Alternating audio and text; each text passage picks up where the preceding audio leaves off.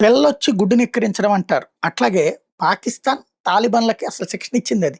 సైనిక శిక్షణ, లేకపోతే ఉగ్రవాద శిక్షణ అనాలా? లేకపోతే గనక దేన్నైనా సరే ఎదిరించగల శిక్షణ ఇచ్చింది అది. ఒకప్పుడు రష్యాని నాశనం చేయడానికి, రష్యాకి సంబంధించిన మిగ్ విమానాలు కూల్చడానికి అమెరికా తయారు చేసినటువంటి హ్యాండ్ యూజ్డ్ మిస్సైల్ లాంచర్స్, ఇది మిస్సైల్ లాంచర్స్ ఉన్నాయి. అలాగే డిస్ట్రాయర్స్ ఉన్నాయన్నమాట. అంటే భుజం మీద పెట్టుకుని ఎయిర్ డిఫెన్స్ సిస్టమ్ ద్వారా అవతల నుంచి వెళ్ళేటటువంటి విమానాల్ని, లేకపోతే వాటిని కూల్చొచ్చు. అట్లాగే రష్యాకి భారీ ఎత్తున దెబ్బతీశారు ఒకప్పుడు తాలిబాన్. ఇప్పుడు ఆనాటి అవే లాంచర్లతో పాకిస్తాన్‌కి చుక్కలు చూపెడుతున్నటువంటి పరిస్థితి.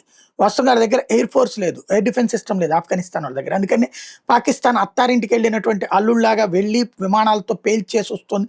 ఐఎస్ఐ శిబిరాలు పేల్చాము, టెహరీక్ తాలిబాన్ శిబిరాలు పేల్చామని చెప్తుంది. అవేమీ పేల్చలేకపోయింది, అడ్డుకట్ట వేయలేకపోయింది ఆఫ్ఘనిస్తాన్. అలాగని పాకిస్తాన్ భూమి మీద నుంచి యుద్ధం చేసి లోపలికెళ్ళే ధైర్యం లేదు. ఎందుకంటే ఒంటి చేత్తో పీక పిసికేయగలిగినటువంటి వాళ్ళు తాలిబాన్.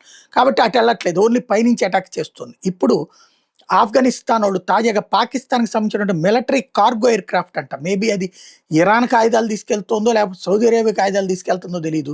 వెళ్తూ ఉండగా దాన్ని పేల్చి పడేశారు ఆఫ్ఘనిస్తాన్ సైన్యం. లేదా తెహ్రీక్ తాలిబాన్ పాకిస్తాన్ సైన్యం కూడా కాదు, ఒరిజినల్ తాలిబాన్లే పేల్చి పడేశారు. ఆ విజువల్స్‌ని ప్రొజెక్ట్ చేస్తున్నారు.